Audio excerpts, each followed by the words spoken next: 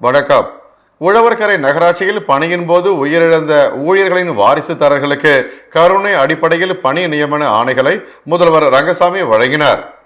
உழவர்கரை நகராட்சியில் பணியின் போது உயிரிழந்த ஊழியர்களின் வாரிசுதாரர்கள் 60 நபர்களுக்கு கருணை அடிப்படையில் பணி நியமன ஆணைகளை முதலமைச்சர் ரங்கசாமி சட்டப்பேரவையில் உள்ள தனது அலுவலகத்தில் வழங்கினார். இந்நிகழ்ச்சியில் சட்டப்பேரவைத் தலைவர் செல்வம், சட்டமன்ற உறுப்பினர் பாஸ்கர் என்கிற தட்சிணாமூர்த்தி, உள்ளாட்சித்துறை செயலர் வல்லவன், உள்ளாட்சித்துறை இயக்குநர் சக்திவேல், உழவர்கரை நகராட்சி ஆணையர் சுரேஷ்ராஜ் மற்றும் துணை இயக்குநர் சவுந்தரராஜன் ஆகியோர் உடனிருந்தனர். உழவர்கரை நகராட்சியில் 2017ஆம் ஆண்டிற்கு பிறகு தற்பொழுது கருணை அடிப்படையில் 60 நபர்களுக்கு பணி நியமன ஆணை வழங்கப்படுவது குறிப்பிடத்தக்கது. புதுச்சேரியில் உள்ள சிவன் கோவில்களில் நடந்த மகா சிவராத்திரி விழாவில் ஏராளமான பக்தர்கள் கலந்து கொண்டு சுவாமி தரிசனம் செய்தனர். புதுச்சேரியில் பிரசித்தி பெற்ற கருவடிக்குப்பம் குரு சித்தானந்த சுவாமி கோவிலில் மகா சிவராத்திரி விழாவையொட்டி நேற்று மாலை 6 மணி முதல் இரவு 7 மணி வரை முதல் கால பூஜை தொடங்கி அதிகாலை 5 மணி முதல் 6 மணி வரை 4ஆம் கால பூஜை நடந்தது. மூலவருக்கு பல்வேறு சிறப்பு அலங்காரங்கள் செய்யப்பட்டு மகா தீப ஆராதனை காண்பிக்கப்பட்டது. இதேபோல காந்தி வீதி வேதபுரீஸ்வரர் ஆலயம், திருக்காஞ்சி கங்கைவராக நதீஸ்வரர் கோவில், வில்லியனூர் திருக்காமீஸ்வரர் கோவில் உள்பட புதுச்சேரியில் உள்ள சிவன் கோவில்களில் சிவராத்திரி விழா நடைபெற்றது. இதில் ஆயிரக்கணக்கான பக்தர்கள் கலந்து கொண்டு சுவாமி தரிசனம் செய்தனர். தேசிய தொலை மனநல மருத்துவ பிரிவிற்கு தேர்வு செய்யப்பட்டவர்களுக்கு முதல்வர் ரங்கசாமி பணி ஆணையினை வழங்கினார். மத்திய அரசால் தொடங்கப்பட்ட தேசிய தொலை மனநல மருத்துவ திட்டம் புதுச்சேரி யூனியன் பிரதேசத்தில் தொடங்கப்பட்டுள்ளது. இதற்காக புதுச்சேரியில் இந்திரா காந்தி அரசு பொது மருத்துவமனை மற்றும் பட்ட மேற்படிப்பு மையத்தில் தேசிய தொலை மனநல மருத்துவ பிரிவு அமைக்கப்பட்டு தயார் நிலையில் உள்ளது. இந்த பிரிவில் ஒரு மனநல மருத்துவர், ஒரு மருத்துவ உளவியலாளர், ஒரு மனநல சமூக சேவகர் மற்றும் 10 உளவியலாளர்கள் ஒரு ஷிப்டில் 4 பேர் வீதம் தேர்வு செய்யப்பட்டுள்ளனர். அனைத்து மனநலம் மற்றும் உளவியல் சார்ந்த பிரச்சனைகளுக்கும் இணையம் வழியாக ஆலோசனைகள் மற்றும் வழிகாட்டுதல்களை வழங்குவதற்காக 24 மணி நேரமும் அவர்கள் இருப்பர். இந்த பிரிவிற்காக புதிதாக தேர்வு செய்யப்பட்ட மனநல மருத்துவர், மருத்துவ உளவியலாளர், மனநல சமூக சேவகர் மற்றும் மனநல ஆலோசகர்கள் என மொத்தம் 17 நபர்களுக்கு பணி நியமன ஆணைகளை முதலமைச்சர் ரங்கசாமி சட்டமன்றத்தில் வழங்கினார். இந்த நிகழ்ச்சியில் சபாநாயகர் செல்வம், சட்டமன்ற உறுப்பினர் பாஸ்கர், அரசு செயலர் வல்லவன், சுகாதாரத்துறை இயக்குனர் ஸ்ரீராமுலு ஆகியோர் கலந்து கொண்டனர். மணவெளி தொகுதிக்கு உட்பட்ட பல்வேறு பகுதிகளில் சாலை அமைக்கும் பணிக்கான பூமி பூஜை நிகழ்ச்சி சபாநாயகர் செல்வம் தலைமையில் நடைபெற்றது. மணவெளி தொகுதி தவளக்குப்பம் தானாம்பாளையம் பகுதியில் உள்ள சடையப்பர் கோவில் தெரு, ஐயனார் கோவில் தெரு, டோல்கேட் பகுதிகளில் உள்ள சிவகிரி நகர், மங்கள அவென்யூ மற்றும் மணவெளி பகுதியில் உள்ள ராயல் நகர் ஆகிய பகுதிகளில் 45 லட்சம் ரூபாய் மதிப்பில் சாலை மற்றும் கழிவுநீர் வாய்க்கால் அமைக்கும் பணிகளை தொகுதி சட்டமன்ற உறுப்பினரும் சட்டப்பேரவைத் தலைவருமான ஏம்பலம் செல்வம் மற்றும் சட்டமன்ற உறுப்பினர் வெங்கடேசன் ஆகியோர் அந்தந்த பகுதிகளில் தொடங்கி வைத்தனர்.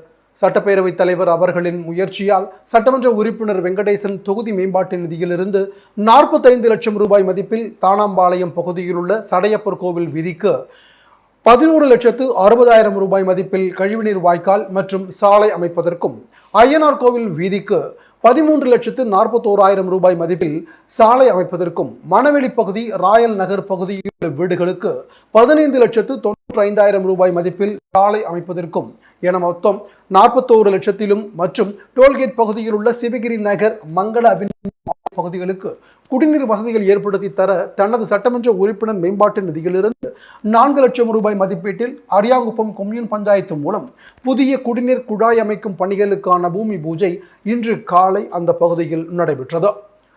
இந்த இரு நிகழ்ச்சிகளில் தொகுதி சட்டமன்ற உறுப்பினரும் சட்டப்பேரவைத் தலைவருமான ஏம்பலம் செல்வம் மற்றும் சட்டமன்ற உறுப்பினர் வெங்கடேசன் ஆகியோர் கலந்து கொண்டு பூமி பூஜை செய்து பணிகளை தொடங்கி வைத்தனர். இந்நிகழ்ச்சிகளில் அரியாங்குப்பம் கொம்யூன் பஞ்சாயத்து ஆணையர் ரமேஷ், உதவி பொறியாளர் நாகராஜ், இளநிலை பொறியாளர்கள் அகிலன், சுரேஷ் மற்றும் அப்பகுதி முக்கிய பிரமுகர்கள், பாஜக மாநில விவசாய அணி தலைவர் ராமு கிருஷ்ணமூர்த்தி, ஞானசேகர், கூட்டுறவு சங்க இயக்குனர் சக்திவேல், மாவட்ட துணைத் தலைவர் குமரன், செழியன், கலைவாணன், தங்கதுரை, சசி, பன்னீர், சுப்பிரமணி, பிரியா, சக்திவேல் மற்றும் அந்தந்த பகுதி பொதுமக்கள் திரளாக கலந்து கொண்டனர். மரக்காணம் அடுத்த முன்னூர் ஸ்ரீ பிரகர்நாயகி சமேத ஸ்ரீ ஆடவல்லீஸ்வரர் கோவிலில் மகா சிவராத்திரி விழா கோலாகலமாக நடந்தது.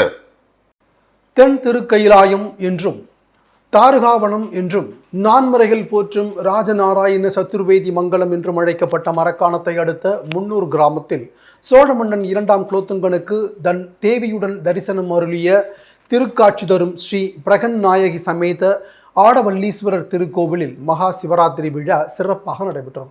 இந்த மகா சிவராத்திரி விழாவை முன்னிட்டு பகவத் அனுஞை, விக்னேஸ்வர பூஜை, கோபூஜை, கணபதி ஹோமம், மகாலட்சுமி ஹோமம் மற்றும் பிரதோஷத்தை முன்னிட்டு நந்தி பெருமானுக்கு அபிஷேகம், மகா தீபாராதனை, தரிசனம் ஆகியவை நடைபெற்றது. இதனைத் தொடர்ந்து மாலை 6 மணி அளவில் முதல் கால மகா அபிஷேகம் மற்றும் சிறப்பு அலங்காரத்தில் பக்தர்களுக்கு காட்சியளித்தார். இதனைத் தொடர்ந்து இரவு 10 மணி அளவில் 2ஆம் கால அபிஷேகம், நாளை அதிகாலை 2 மணி அளவில் 3ஆம் கால அபிஷேகம், அதிகாலை 4 மணி அளவில் 4ஆம் கால அபிஷேகம், மகா தீபாராதனை, சண்டிகேஸ்வரர் தரிசனம், சுவாமி உள்புறப்பாடு, அன்னதானம் ஆகியவையும் நடைபெற்றது. விழாவிற்கான ஏற்பாடுகளை இந்து அறநிலையத்துறை அதிகாரிகள், ஆலய அர்ச்சகர், சரவண குருக்கள் மற்றும் கிராம பொதுமக்கள் மற்றும் விழா குழுவினர் ஆகியோர் செய்திருந்தனர். இளையோர் மற்றும் குழந்தைகள் தலைமைத்துவ மையம் சார்பில் சர்வதேச மகளிர் தினத்தையொட்டி நடைபெற்ற விழிப்புணர்வு சைக்கிள் பேரணியை எஸ்பி ரக்ஷனா சிங் தொடங்கி வைத்தார். ஒவ்வொரு ஆண்டும் இளையோர் மற்றும் குழந்தைகள் தலைமைத்துவ மையம் சார்பில் சர்வதேச மகளிர் தினத்தை இளையோர் மத்தியில் பல்வேறு விழிப்புணர்வு நிகழ்வுகளுடன் கொண்டாடி வருகிறது. அந்த வகையில் இந்த ஆண்டும் சர்வதேச மகளிர் தினத்தை பெண்கள் மீதான முதலீடு, முன்னேற்றத்தை துரிதப்படுத்துங்கள் எனும் கருப்பொருளில் மிதிவண்டி விழிப்புணர்வு பேரணி நடைபெற்றது. கடற்கரை காந்தி சிலையில் இருந்து தொடங்கிய சைக்கிள் பேரணியை எஸ்பி ரக்ஷனா சிங் கொடியசைத்து துவக்கி வைத்தார். இந்த பேரணி முக்கிய வீதிகளின் வழியாக சென்று புதுச்சேரி நீதிமன்றம் அருகே முடிவடைந்தது.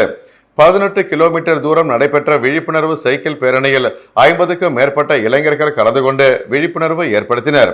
இந்த பேரணி மூலம் புதுச்சேரி உள்ளூர் சமூகங்களுக்குள் பெண் குழந்தைகள் மற்றும் பெண்களின் பாதுகாப்பு மற்றும் சுதந்திரத்தை உறுதி செய்தல், பெண்கள் மீதான முதலீடுகளை அதிகப்படுத்துதல், ஆண்களின் நடத்தை மாற்றத்தின் முக்கியத்துவம் மற்றும் போதைப் பொருட்களின் பழக்கத்தை அழித்து அது குறித்த விழிப்புணர்வை மாணவர்களிடம் ஏற்படுத்துதல் ஆகியவற்றை வலியுறுத்தி விழிப்புணர்வை ஏற்படுத்தினர்.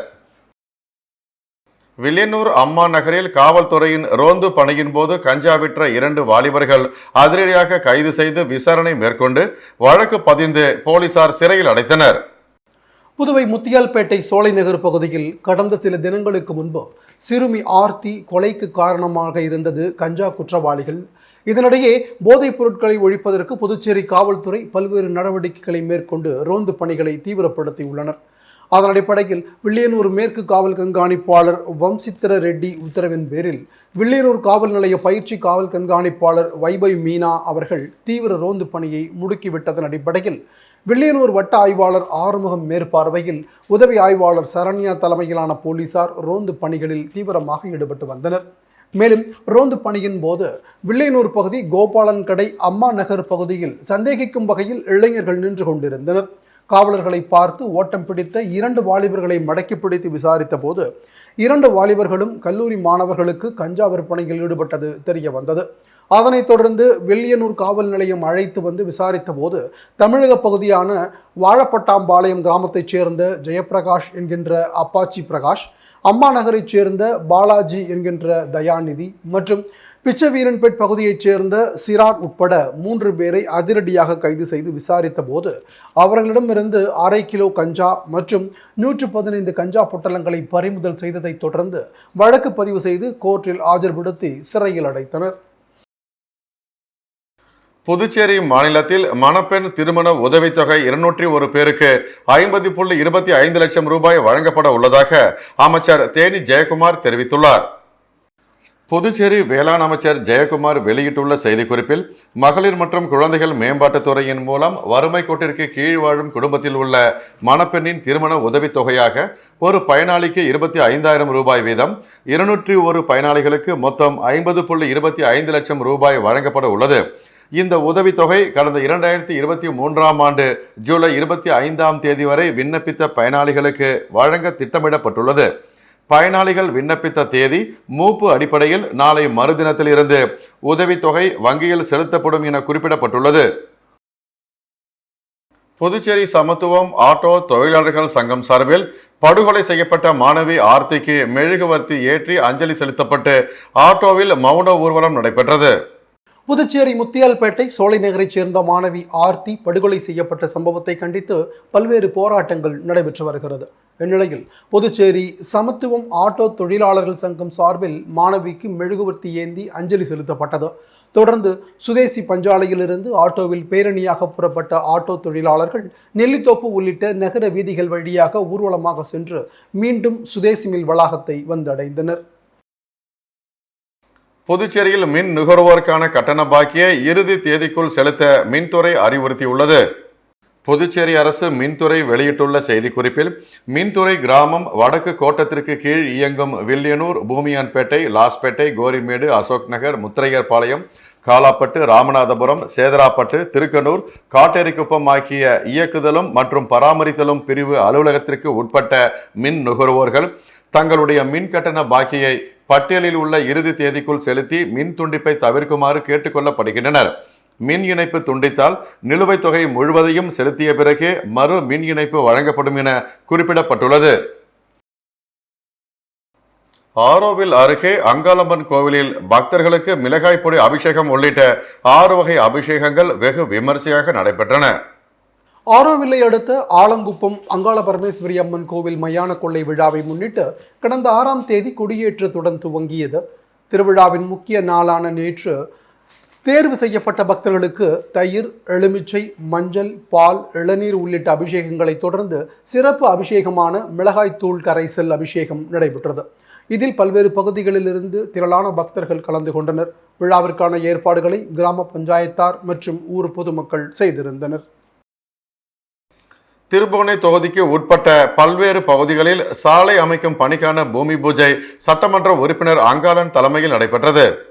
திருபுவனை தொகுதிக்கு உட்பட்ட விநாயகம்பட்டு கிராமத்தில் 18.20 லட்சம் செலவில் சிமெண்ட் சாலை மற்றும் வாய்க்கால் மறுசீரமைத்தல் பணி மற்றும் வம்புப்பட்டு கிராமத்தில் உள்ள கணபதி நகர் உள்புற தெருக்களுக்கு கருங்கல் ஜல்லி சாலை மற்றும் வாய்க்கால்களுக்கு ஸ்லாப் அமைத்தல் பணிக்காக ரூபாய் 8.50 லட்சம் செலவில் பணிகள் மேற்கொள்ளவும் சட்டமன்ற உறுப்பினர் தொகுதி மேம்பாட்டு நிதியின் கீழ் கொம்யூன் பஞ்சாயத்து மூலம் பணி செய்திட இன்று காலை சட்டமன்ற உறுப்பினர் அங்காளன் தலைமையில் பூமி பூஜை செய்து பணிகள் துவங்கப்பட்டன. மேலும் இந்நிகழ்ச்சியில் கொம்யூன் பஞ்சாயத்து ஆணையர் எழில்ராஜன், உதவி பொறியாளர் மல்லிகார்ஜுனன், இளநிலை பொறியாளர் மனோகரன் மற்றும் சட்டமன்ற உறுப்பினரின் ஆதரவாளர்கள், கிராம பெரியவர்கள் பலர் இந்நிகழ்ச்சியில் கலந்து கொண்டனர். பூரணாங்குப்பம் கிராமத்தில் எழுந்தருளியுள்ள ஸ்ரீ அங்காள பரமேஸ்வரி அம்மன் ஆலயத்தில் மயான கொள்ளை விழாவை முன்னிட்டு கொடியேற்றும் நிகழ்ச்சி நடைபெற்றது. புதுச்சேரி மாநிலம் தவளக்குப்பத்தை அடுத்து பூரணாங்குப்பம் கிராமத்தில் எழுந்தருளியிருக்கும் அங்காள பரமேஸ்வரி அம்மன் ஆலயத்தில் மயான கொள்ளை திருவிழாவை முன்னிட்டு கொடியேற்ற நிகழ்ச்சி நடைபெற்றது. முன்னதாக நேற்று காலை சங்கராபரணி ஆற்றில் புனித நீர் திரட்டி அம்மனுக்கு அபிஷேகங்கள் செய்து கரக வீதியுலா நடைபெற்றது. கொடியேற்ற நிகழ்ச்சியும் நடைபெற்றது. பிறகு சிறப்பு அலங்காரத்தில் மகாதீப ஆராதனைகளும் சுவாமி வீதி உலாவும் நடைபெற்றது. இதில் சிறப்பு விருந்தினராக தொகுதியின் சட்டமன்ற உறுப்பினரும் சபாநாயகருமான ஏம்பலம் செல்வம் கலந்து கொண்டு சாமி தரிசனம் செய்து வழிபட்டார். நடைபெற்ற விழாவில் ஏராளமான பக்தர்கள் கலந்து கொண்டு சாமி தரிசனம் செய்து அம்மனை வழிபட்டனர். மேலும் இவ்விழாவிற்கான ஏற்பாடுகளை ஆலய நிர்வாக அதிகாரி பாஸ்கரன் மற்றும் விழா குழுவினர், கிராம பொதுமக்கள் இணைந்து செய்திருந்தனர். புதுச்சேரி கலால்துறை அருகே சிறுமியை கொன்றவர்களின் உருவப்படத்தை தமிழக வாழ்வுரிமை கட்சியினர் எரித்ததால் பரபரப்பு ஏற்பட்டது. சிறுமி கொலைக்கு கண்டனம் தெரிவித்து தமிழக வாழ்வுரிமை கட்சியினர் கலால்துறை அலுவலகம் முன்பு ஆர்ப்பாட்டத்தில் ஈடுபட்டனர். திடீரென அவர்கள் அலுவலகத்தை இழுத்து மூடி போராடினார்கள். தகவல் அறிந்து விரைந்து வந்த போலீசார் அவர்களை தடுத்து நிறுத்தியும் மீறி உள்ளே சென்று போராட்டத்தை தொடங்கினர். பின்னர் போலீசார் பேச்சுவார்த்தை நடத்தியதும் வெளியே வந்தவர்கள் வெளியில் சிறுமிக்கு கொடுமை செய்த இருவரின் புகைப்படங்களை எரித்து தங்களது எதிர்ப்பை தெரிவித்தனர். இதனால் கலால்துறை வளாகத்தில் சில நிமிடங்கள் பரபரப்பு காணப்பட்டது. புதுச்சேரி சாலை போக்குவரத்து கழக பேருந்து காலை பயணிகள் நிழற்குடை மீது மோதி விபத்துக்குள்ளானதில் 20 பேர் காயமடைந்தனர். புதுச்சேரி கோரிமேட்டிலிருந்து புதிய பேருந்து நிலையத்திற்கு 20 பயணிகளுடன் நகர பேருந்து சென்றது. பேருந்து ஓட்டுநர் ஆறுமுகம் ஓட்டி வந்தார். பேருந்து புறப்பட்ட சிறிது நேரத்தில் பிரேக் பழுதாகி செயல்படவில்லை. ஆனால் ஓட்டுநர் ஆறுமுகம் சாமர்த்தியமாக பேருந்தை ஜிப்மர் பகுதியில் உள்ள பேருந்து நிறுத்தத்தில் மோதி நிறுத்தினார். பேருந்து அங்கிருந்த மின் கம்பத்திலும் மோதியதால் தீப்பொறி ஏற்பட்டது. மேலும் அப்போது அங்கு சாலையோரம் படுத்திருந்த ஒருவர் காயமடைந்தார். பயணிகள் நிழற்குடை மற்றும் மின்கம்பத்தில் பேருந்து மோதியதில் அதில் இருந்த 20 பயணிகளும் காயமடைந்தனர்.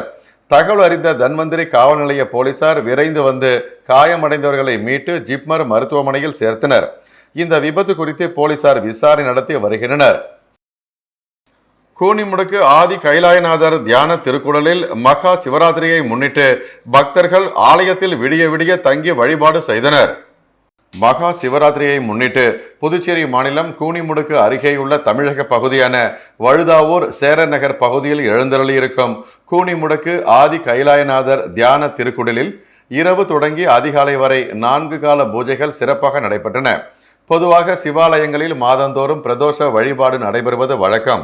சிவாலயங்களில் முதன்மை விழா என்பது சிவராத்திரி. ஒவ்வொரு ஆண்டும் மாசி மாதம் தேய்பிறை திரியோதரி சதுர்த்தசி இணையும் நாள் இரவு மகா சிவராத்திரி கொண்டாட்டங்கள் நடைபெறுகிறது. இந்த ஆண்டும் அனைத்து சிவாலயங்களிலும் நேற்று இரவு தொடங்கி இன்று அதிகாலை வரை சிவராத்திரி பூஜைகள் நடைபெற்றன. இந்த ஆண்டு பிரதோஷத்துடன் இணைந்து மகா சிவராத்திரி கொண்டாடப்பட்டது. ஒவ்வொரு சிவன் ஆலயத்தில் 4 ஜாமங்களிலும் 4 கால பூஜை நடைபெற்றன. பொதுமக்கள் சிவாலயங்களிலேயே தங்கி 4 கால பூஜைகளிலும் பங்கேற்றனர். இதனால் சிவாலயங்களில் விடிய விடிய பக்தர்கள் கூட்டம் அலைமோதியது. நேற்று மாலை 6 மணி முதல் 9 மணி வரை முதல் கால பூஜையும், இரவு 9 மணி முதல் நள்ளிரவு 12 மணி வரை 2ஆம் கால பூஜையும், நள்ளிரவு 12 மணி முதல் அதிகாலை 3 மணி வரை 3ஆம் கால பூஜையும், அதிகாலை 3 மணி முதல் காலை 6 மணி வரை 4ஆம் கால பூஜையும் நடைபெற்றன. இதில் சுவாமிக்கு பால், தயிர், இளநீர், சந்தனம், விபூதி, பஞ்சாமிர்தம், பன்னீர் உள்ளிட்ட பல்வேறு திரவியங்களால் அபிஷேகம் செய்யப்பட்டது. தொடர்ந்து ஆத்ம தீப வழிபாடு மற்றும் உலக நன்மை வேண்டி நடைபெற்ற கூட்டு வழிபாட்டில் திரளான பக்தர்கள் கலந்து கொண்டனர். இதனைத் தொடர்ந்து சுவாமிக்கு பூஜைகள் செய்யப்பட்டு மகா தீப ஆராதனை காண்பிக்கப்பட்டது. இதில் பக்தர்கள் திரளானோர் கலந்து கொண்டு சுவாமி தரிசனம் செய்தனர். தொடர்ந்து விழாவில் கலந்து கொண்ட பொதுமக்கள் அனைவருக்கும் அன்னதானம் வழங்கப்பட்டது. புதுச்சேரியில் ஆன்லைனில் 5 பேரிடம் 3.66 லட்சம் மோசடி செய்தது குறித்து சைபர் கிரைம் போலீசார் வழக்கு பதிவு செய்து விசாரணை மேற்கொண்டு வருகின்றனர்.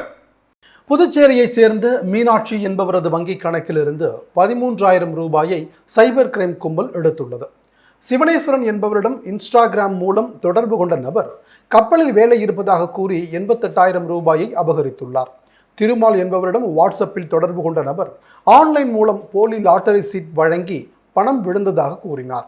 அதை நம்பி அவர் முன்பணமாக 1,67,000 ரூபாயை அனுப்பி ஏமாந்தார். மோகன்ராஜ் என்பவரின் வங்கிக் கணக்கில் 70,000 பணத்தை எடுத்துள்ளனர். குமார் என்பவர் பகுதி நேர வேலை இருப்பதாக கூறிய நபரை நம்பி 28,000 ரூபாய் அனுப்பி ஏமாந்துள்ளார். இந்த புகார்கள் குறித்து சைபர் கிரைம் எஸ்பி பாஸ்கரன் உத்தரவின் பேரில் ஆய்வாளர்கள் தியாகராஜன், கீர்த்தி தலைமையிலான போலீசார் வழக்கு பதிவு செய்து விசாரணை மேற்கொண்டு வருகின்றனர். புதுச்சேரி குயவர்பாளையம் செல்லப்பெருமாள் வீதியில் அமைந்துள்ள புட்டலாய் அம்மன் ஆலயத்தில் விடிய விடிய நடைபெற்ற மகா சிவராத்திரி சிறப்பு வழிபாட்டில் திரளான பக்தர்கள் கலந்து கொண்டு சுவாமி தரிசனம் செய்தனர்.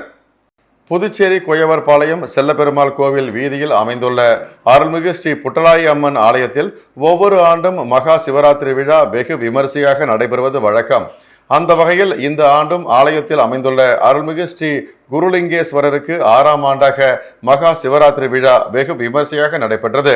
இதனையொட்டி குரு லிங்கேஸ்வரருக்கு முதல் கால யாக பூஜை, 2ஆம் கால யாக பூஜை, 3ஆம் கால யாக பூஜை, அதனைத் தொடர்ந்து 4ஆம் கால யாக பூஜையும் விடிய விடிய நடைபெற்றது.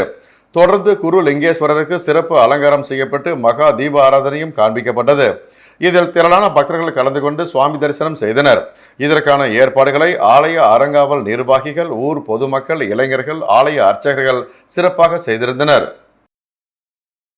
சிறுமியின் வீட்டிற்கு நேரில் சென்று இரங்கல் தெரிவித்த ஆதிதிராவிடர் நலத்துறை இயக்குனர் இளங்கோவன் துறை மூலம் வழங்கப்படும் நிதி உதவிக்காக ஆவணங்களை பெற்று சென்றார். புதுச்சேரி சோலை நகர் 9 வயது சிறுமி பாலியல் படுகொலை செய்யப்பட்ட சம்பவம் நாடு முழுவதும் பெரும் அதிர்வலையை ஏற்படுத்தியுள்ளது. இதனிடையே உயிரிழந்த சிறுமியின் குடும்பத்திற்கு 20 லட்சம் ரூபாய் நிவாரணம் வழங்க முதல்வர் ரங்கசாமி உத்தரவிட்டுள்ளார். இந்நிலையில் முதல்வர் உத்தரவின்படி உயிரிழந்த சிறுமியின் வீட்டிற்கு ஆதிதிராவிடர் நலத்துறை இயக்குனர் இளங்கோவன் நேற்று நேரில் சென்று பெற்றோரை சந்தித்து இரங்கல் தெரிவித்தார். அத்துடன் ஆதிதிராவிடர் நலத்துறை மூலம் எதிர்பாராத மரணத்திற்கு வழங்கப்படும் 10 லட்சம் ரூபாய் மற்றும் வன்கொடுமை தடுப்பு சட்டத்தின் கீழ் விரைவாக நிதி உதவி பெற உரிய ஆவணங்களை பெற்று சென்றார். புதுச்சேரி மற்றும் தமிழக பகுதிகளில் கஞ்சா விற்பனையில் ஈடுபட்ட 8 பேரை போலீசார் கைது செய்தனர். நானாங்குப்பம் பகுதியில் கஞ்சா விற்பனையில் ஈடுபட்ட அரியாங்குப்பத்தை சேர்ந்த புஷ்பராஜ், ஹேமச்சந்திரன், ஆகாஷ் மற்றும் அம்பேத்கர் நகரை சேர்ந்த விஸ்வா ஆகிய 4 பேரை கைது செய்த போலீசார் அவர்களிடமிருந்து கஞ்சா, செல்போன் மற்றும் இருசக்கர வாகனங்களை பறிமுதல் செய்தனர். இதேபோல வில்லியனூர் பகுதியில் கஞ்சா விற்பனையில் ஈடுபட்ட தயாநிதி, ஜெயபிரகாஷ் ஆகிய 2 வரை கைது செய்த போலீசார் அவர்களிடமிருந்து ரூபாய் 10,000 மதிப்புள்ள கஞ்சா பொட்டலங்களை பறிமுதல் செய்தனர். மேலும் சேதராப்பட்டு பகுதியில் கஞ்சா விற்பனையில் ஈடுபட்ட இடையஞ்சாவடி பகுதியைச் சேர்ந்த வெங்கடேஷ் என்ற வாலிபரை போலீசார் கைது செய்தனர். புதுச்சேரி அடுத்த சின்ன கோட்டக்குப்பம் பகுதியில் கஞ்சா விற்பனையில் ஈடுபட்ட பிரபல ரவுடி முகமது ஷாஜஹானை கோட்டக்குப்பம் போலீசார் கைது செய்தனர். இத்துடன் செய்திகள் நிறைவடைந்தன. வணக்கம்.